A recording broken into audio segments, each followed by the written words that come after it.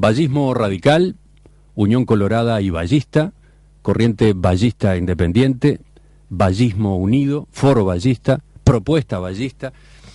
La huella de José Valle Ordóñez es tan fuerte en el Partido Colorado que muchas agrupaciones internas no solo reivindican su pensamiento, sino que apelan a su nombre para la designación que escogen.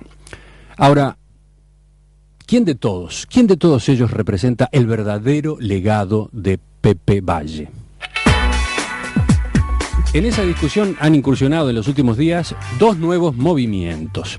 Por un lado, Vallistas de Ley, el acuerdo impulsado por Proba, con José Amorín y Tabaré Viera a la cabeza, y Uruguay es Posible, liderado por Alberto Iglesias. Y por otro, Ala Vallista, un sector con el cual el ex senador Manuel Flores Silva vuelve a la política activa. Vamos a detenernos en Ala Vallista. ¿Cuáles son los postulados? ¿Cómo se posiciona frente a Vamos Uruguay, el grupo que hoy lidera la interna partidaria? ¿Cuáles son sus aspiraciones electorales? Está con nosotros esta mañana Manuel Flores Silva, profesor de letras, egresado del IPA, ex senador por la Corriente Vallista Independiente entre 1985 y 1990, actualmente retirado, se desempeña como director ejecutivo de Uruguay Transparente, el capítulo Uruguay de la organización Transparencia Internacional. Profesor Flores Silva, buen día, gracias por acompañarnos. Buen día, Emiliano, a tus órdenes. Y bueno, comulgando mucho con el periodismo que haces.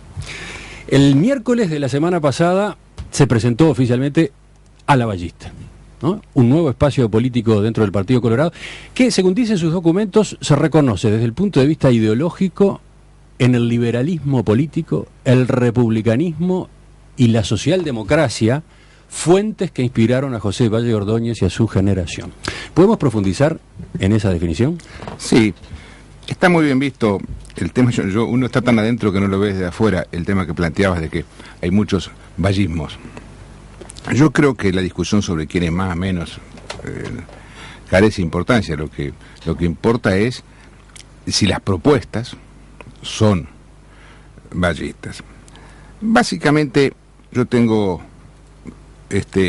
una percepción que es un poco la que me anima a actuar. Yo hace 23 años que no me presento a ningún cargo electivo del Estado. Yo soy republicano. El republicano ve la política desde el llano y siente que puede tener en la vida una, dos, si la vida es muy generosa, 3 oportunidades de servir a su país. Y yo creo que ahora hay una oportunidad. ¿Por qué tengo esta percepción? En primer término hay un hecho muy importante, que es que si uno suma todas las adhesiones que hay hoy a las ofertas políticas, por ejemplo, aquella foto cuando el acuerdo de educación, por un lado estaba la gente del Frente, Brobeto y Rubio, por otro lado estaba la gente del Partido Colorado, los senadores Amorín y Bordaberry, por otro lado estaba la gente del Partido Nacional, los senadores Larrañaga y Gévere y Pablo Mieres. De todo eso, luego las encuestas señalan una cosa muy importante.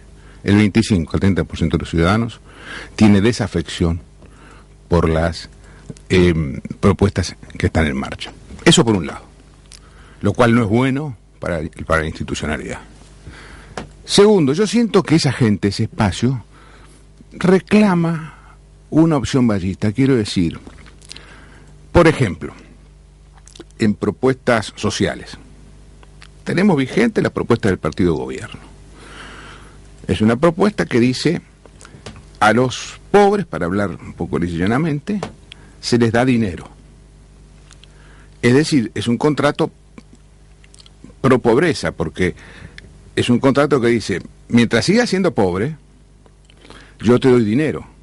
Yo te traigo pescado, no te enseño a pescar. Y eso es bien delicado. El gobierno le va a discutir eso, ¿no? El gobierno va a decir que no solo le da dinero a los pobres. Sí, el gobierno tiene problemas, porque ¿qué pasa? Ese contrato no solo le lleva dinero a la gente pobre, sino que le permite, por ejemplo, maquillar las encuestas de pobreza. Porque no son pobres para el Instituto Nacional de Estadística la gente que recibe dinero del Estado por ser pobre. y no son pobres tampoco los que tienen FONASA, aunque no puedan siquiera a veces pagar los tickets de medicamentos o de consultas. Entonces, ¿por qué mencionaba este aspecto a la hora de hablar de las propuestas o de las políticas sociales vallistas? Porque tenemos que contra eso, o mejor dicho, como opción diferente a eso, hacer una propuesta vallista. Por ejemplo, tema central en el país, la educación. ¿Qué tenemos que decir? ¿Qué tiene que decir el sistema político? Porque aquella foto que le mencioné discutía mucho sobre si el presidente del Codicini iba a tener 1 o 2 votos, pero no iba a los temas centrales de la educación. Rápidamente, muy rápidamente, el 20% de los más ricos en el país, el quintil superior, ve como el 80% de sus hijos termina secundaria, el 20% más pobre ve como 8%. Es decir, si uno nace en un barrio, tiene 10 veces menos posibilidad que si nace en otro de terminar secundaria.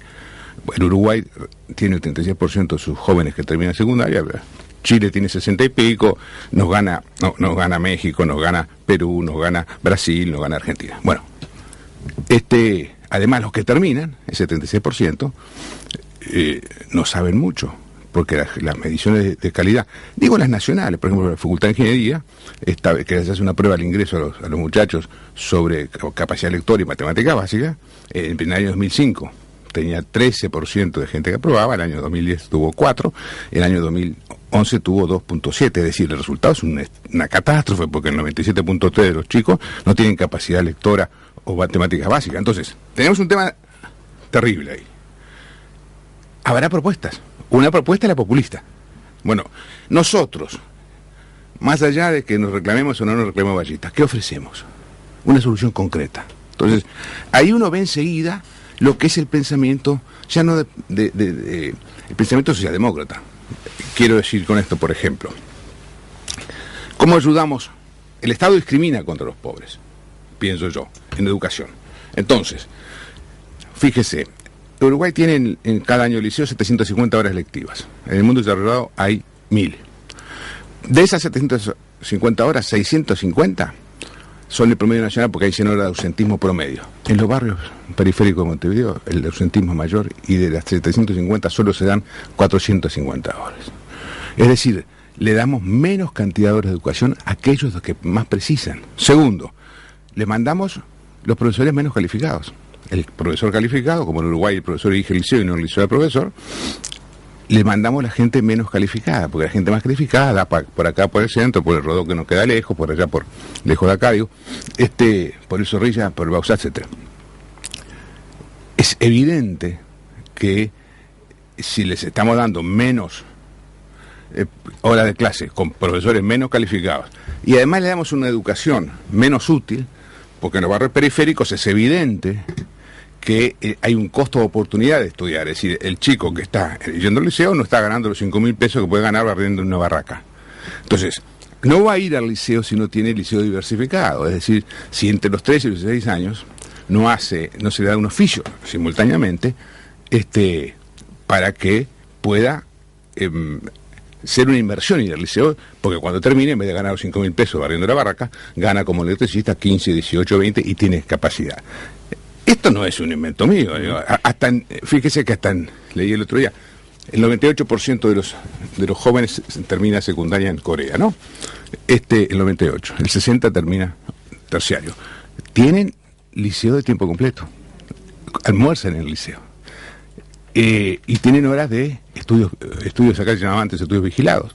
Porque como en esos lugares la familia tiende más a disolverse, o a presentar estructuras familiares atípicas, no tienen el apoyo en el estudio, e incluso en la enseñanza a aprender. Entonces quedan en el liceo. Ahora, estos son debates que están planteados. ¿Por qué el Partido Colorado con su estructura actual no está a la altura de lo que usted entiende deberían ser las alternativas vallistas en esas materias?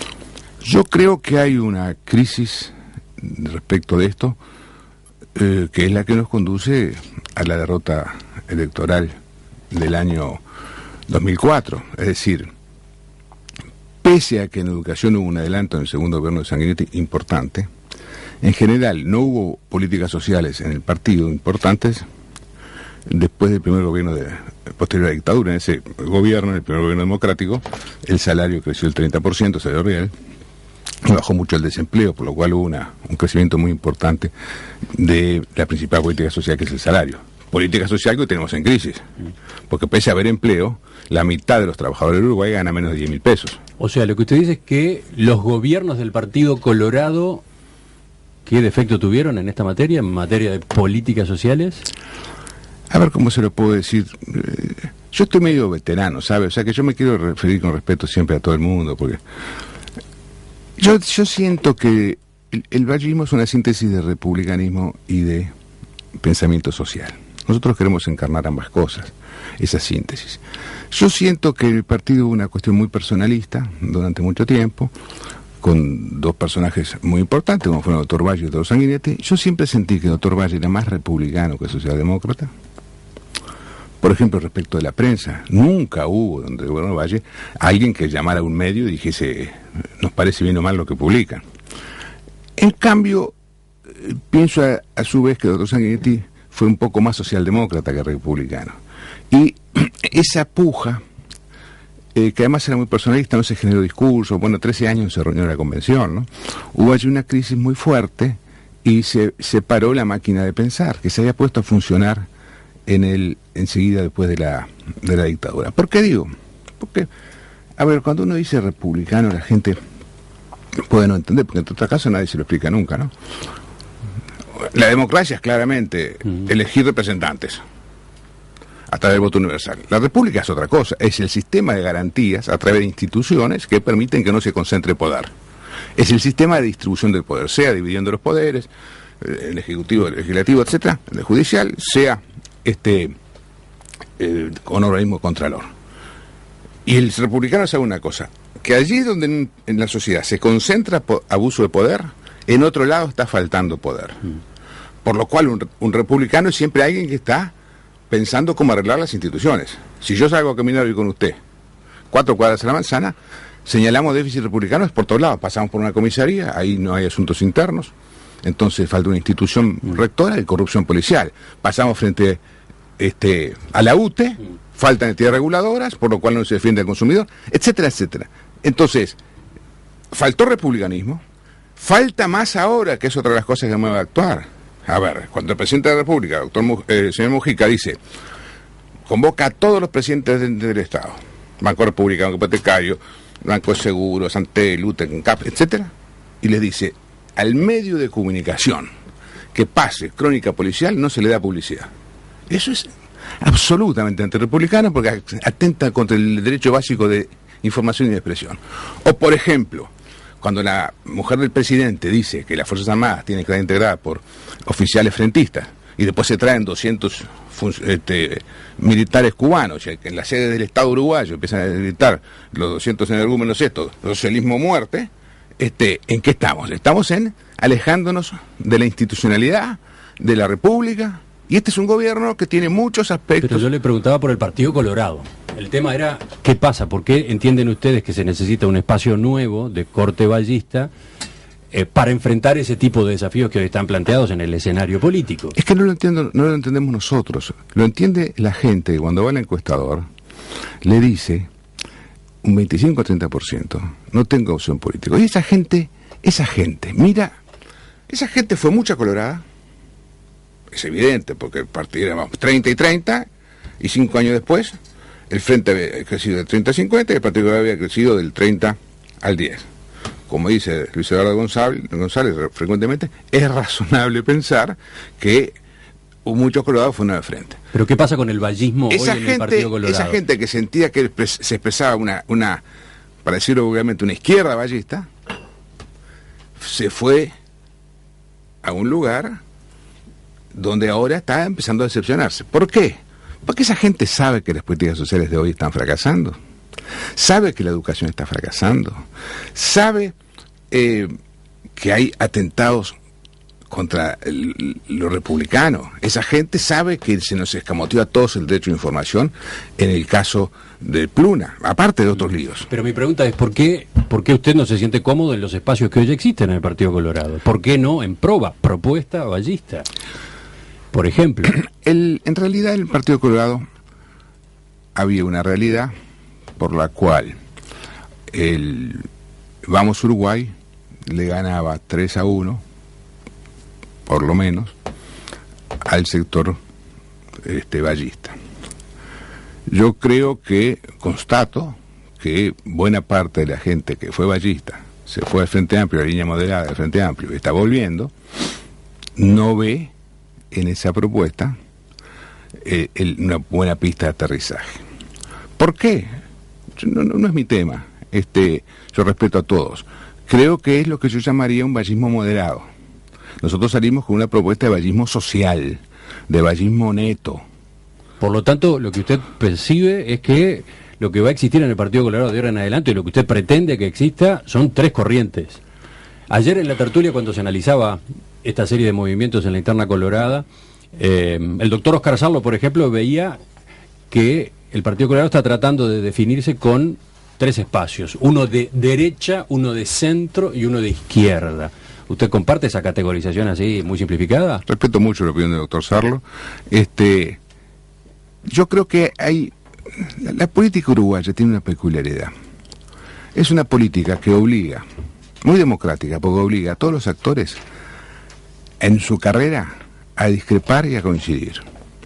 Pongamos un escenario... Pero no me contestó la pregunta. Ahora voy a eso. Es decir, ¿ustedes se definen como muy izquierda exitoso en el Partido Colorado? Yo pienso que va a haber dos sectores, no tres. Iba a eso. Porque pienso que nosotros, los vallistas netos, tenemos algunas discrepancias con los vallistas moderados, pero finalmente, en la elección interna, vamos a ir los vallistas todos contra Vamos Uruguay. Se está construyendo la alternativa vallista. Efectivamente, usted ha tenido conversaciones con José Amorín, con Tabaré Viera. ¿Va a terminar confluyendo a la vallista con este nuevo movimiento conformado por Proba y Uruguay es Posible?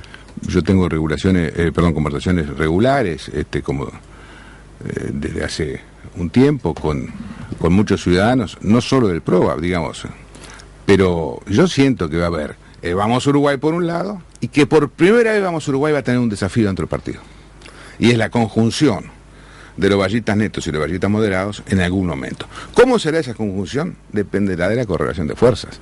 Nosotros aspiramos a ser más, pero si somos más, luego tenemos que conciliar con el vallismo moderado. Y después, hagamos un escenario optimista, pongámonos en una mañana muy optimista, Emiliano. Después tenemos que competir con Vamos Uruguay. Supongamos que le ganamos. Yo creo que hoy están 9-6, que si nos ponemos 9-3, si nos ponemos 9-6, le ganamos en la recta final. 9-7. Entonces, tenemos luego de ganarle, tenemos que coincidir con ellos. Y entonces se va a una elección nacional. Entonces tenemos que competir con los blancos y con el frente, pero luego, inmediatamente de ganarle al blanco, tenemos que coincidir con los blancos. O sea que la política uruguaya tiene ese largo camino de discrepancias y coincidencias. Supongamos que le ganamos al frente. Después tenemos que coincidir con el frente en el gobierno, en transar cosas. Entonces, es una política en la cual pequeñas victorias van construyendo un camino. Y yo siento que el 20 y pico % de los ciudadanos del Uruguay está esperando vallismo. Vallismo quiere decir república y socialdemocracia. Y siento que este gobierno no es socialdemócrata porque es populista en sus políticas sociales, no es republicano, y que por eso se está alejando la gente. Y siento que del lado colorado falta políticas sociales. ¿Quién representa a los verdaderos postulados vallistas en el Partido Colorado? Esta es una discusión que ha vuelto a abrirse en estos días, a partir del lanzamiento de nuevos movimientos que justamente reivindican ese legado y que además por esa vía buscan marcar distancia con el liderazgo hasta ahora hegemónico de Vamos Uruguay y Pedro Bordaberry. Profesor Flores Silva, ustedes hablan de desafiar a Vamos Uruguay.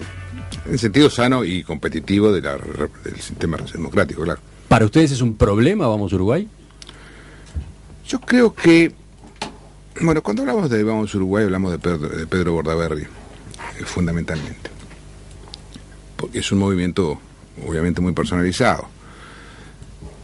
Creo que nosotros, los coloradovallistas, tenemos que agradecerle al doctor Bordaberry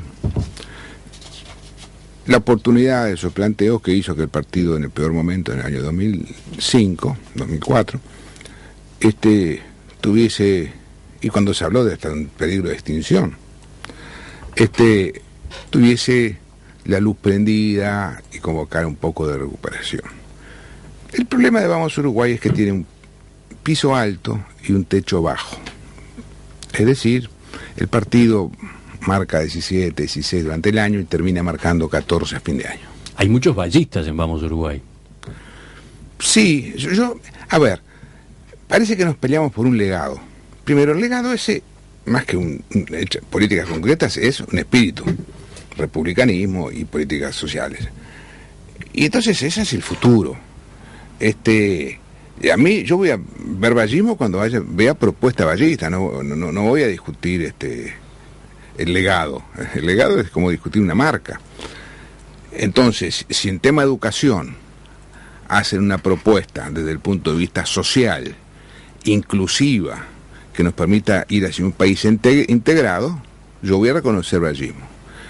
Si en propuestas de seguridad hacen lo mismo, lo voy a reconocer vallismo. Por ejemplo, si tenemos 22 núcleos importantes en la periferia de Montevideo con pobreza. Son 180, 200 asentamientos, pero cada uno de ellos en realidad son 22 núcleos, porque para una calle se llama un modo, para otra calle se llama otro modo. Hay que hacer 22 liceos de tiempo completo allí. Pero también hay que hacer 22 comisarías, porque ¿por qué los ciudadanos pobres del Uruguay tienen que vivir hackeados? Porque hay allí mayor índice de delincuentes. Y tiene que haber una política antidroga. Le digo justamente para hacer un tiroteo rápido y que el oyente se aproxime al perfil de Ala Ballista. Le pregunto por algunos temas que están en el debate público para que usted me conteste de manera breve cómo se posicionan ustedes. Por ejemplo, despenalización del aborto. Plebiscito es un tema que requiere un debate público muy grande.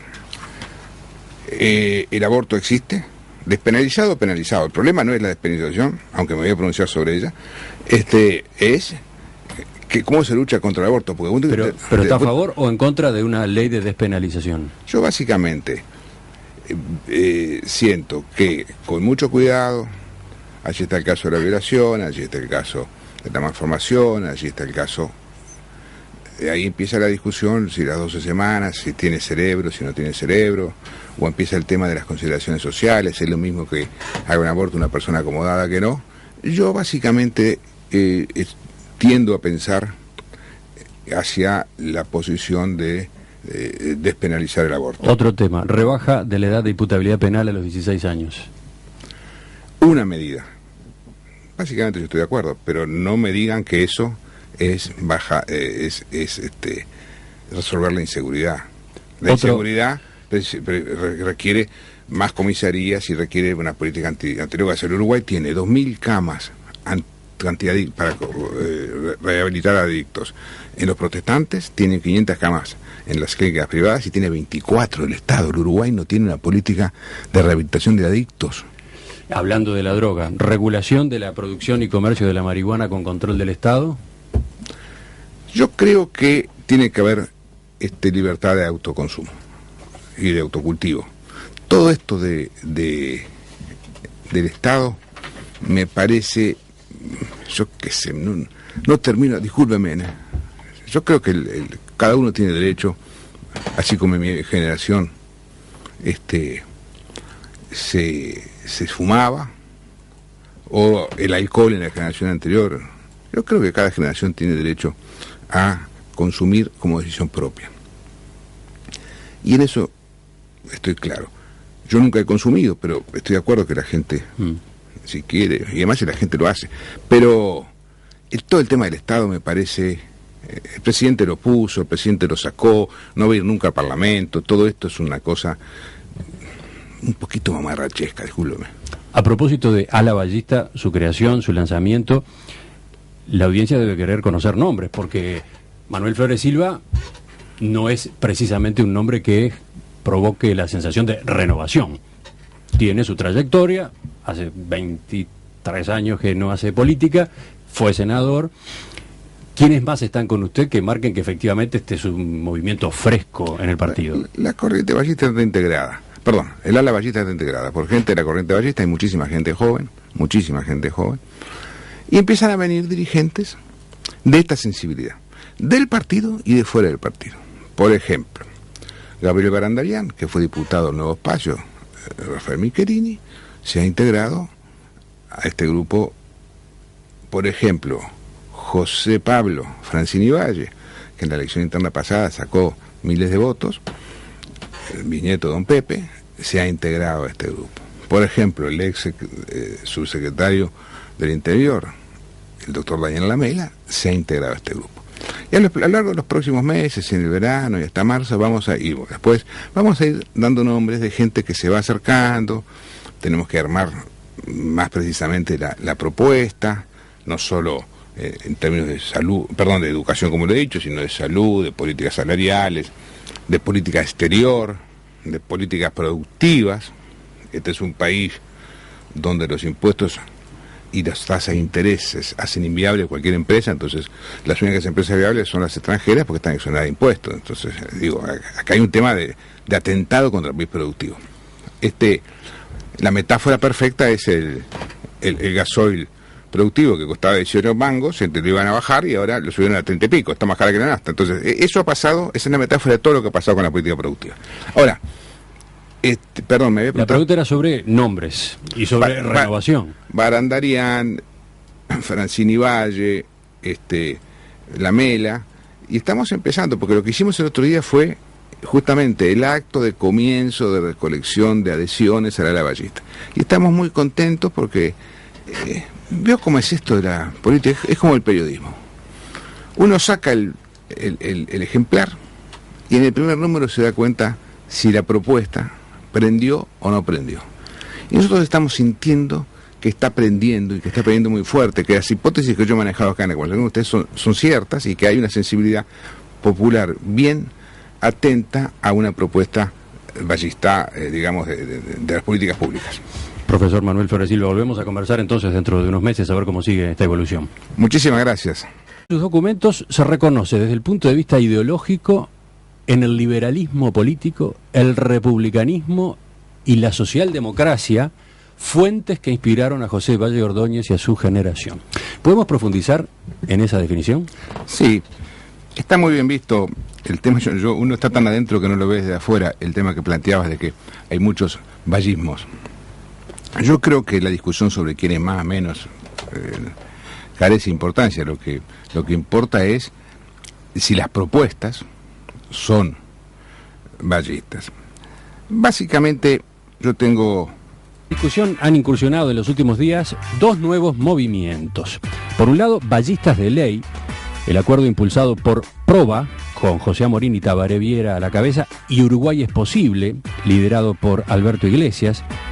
Y por otro, Ala Ballista, un sector con el cual el ex senador Manuel Flores Silva vuelve a la política activa. Vamos a detenernos en Ala Ballista. ¿Cuáles son los postulados? ¿Cómo se posiciona frente a Vamos Uruguay, el grupo que hoy lidera la interna partidaria? ¿Cuáles son sus aspiraciones electorales? Está con nosotros esta mañana Manuel Flores. Ballismo radical, Unión Colorada y Ballista, Corriente Ballista Independiente, Ballismo Unido, Foro Ballista, Propuesta Ballista. La huella de José Valle Ordóñez es tan fuerte en el Partido Colorado que muchas agrupaciones internas no solo reivindican su pensamiento, sino que apelan a su nombre para la designación que escogen. Ahora, ¿quién de todos ellos representa el verdadero legado de Pepe Valle?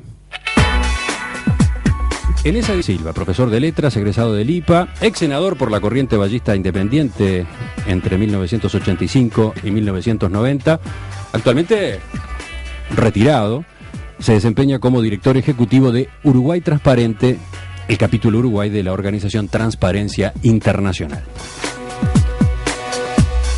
Profesor Flores Silva, buen día, gracias por acompañarnos. Buen día, Emiliano, a tus órdenes y bueno, comulgando mucho con el periodismo que haces. El miércoles de la semana pasada se presentó oficialmente Ala Ballista, ¿no? Un nuevo espacio político dentro del Partido Colorado que, según dices... una percepción que es un poco la que me anima a actuar. Yo hace 23 años que no me presento a ningún cargo electivo del Estado Yo soy republicano. El republicano ve la política desde el llano y siente que puede tener en la vida una, dos, si la vida es muy generosa, tres oportunidades de servir a su país. Y yo creo que ahora hay una oportunidad. ¿Por qué tengo esta percepción? En primer término, hay un hecho muy importante, que es que si uno suma todas las adhesiones que hay hoy a las ofertas